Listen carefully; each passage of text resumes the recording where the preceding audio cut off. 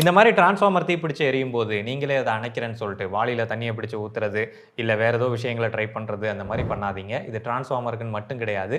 எந்த ஒரு எலக்ட்ரிக்கல் லைன்ல தீப்பிடிச்சாலும் சரி நீங்க எதையும் முயற்சி பண்ணாதீங்க. காரணம் என்னன்னா இதுல லைஃப் சப்ளை போய்கிட்டு இருக்கிறதுக்கு வாய்ப்பு இருக்கு. நீங்க தண்ணீரை பிடிச்சு ஊத்தும் போது அந்த தண்ணீரும் உங்களோட வாளியும் அட் அ டைம்ல கனெக்ட் ஆச்சு அப்படின்னா அந்த ஃப்ளோ பிரேக் ஆகாம கனெக்ட் ஆச்சு அப்படின்னா அப்போ அந்த தண்ணீர் வழியா எலக்ட்ரிசிட்டி உங்க மேல பாஸ் ஆகிறதுக்கான வாய்ப்புகள் அதிகம். அண்ட் இந்த மாதிரி டிரான்ஸ்ஃபார்மர் எரியும் போது அதுல எரியக்கூடியது பெரும்பாலும் ஆயிலா தான் இருக்கும் அப்படின்றதுனால அதுல உள்ள இருக்கக்கூடிய அந்த கூலண்ட் ஆயில் எரியும் அப்படின்றதுனால நம்ம தண்ணி ஊத்துறதுனால ஈஸியா அரெஸ்ட் ஆகாது. அண்ட் ரொம்ப நேரம் எரிஞ்சுக்கிட்டே இருந்தது அப்படின்னா அந்த ஆயில் எங்கேயாவது ஹை ப்ரெஷர்ல லேசா வெடிச்சு லீக் ஆச்சு அப்படின்னா அந்த ஆயில் நம்ம மேல தெரிக்கும் போது நம்மளோட உடம்பு பொசுங்கிரும். ஸோ இதை அணைக்கிறதுக்கான சரியான வழி வந்து ஃபயர் ஃபைட்டர்ஸ்க்கு மட்டும்தான் தெரியும். அவங்க எப்படி அணைக்கிறாங்க அப்படின்றத நீங்களே பாருங்க.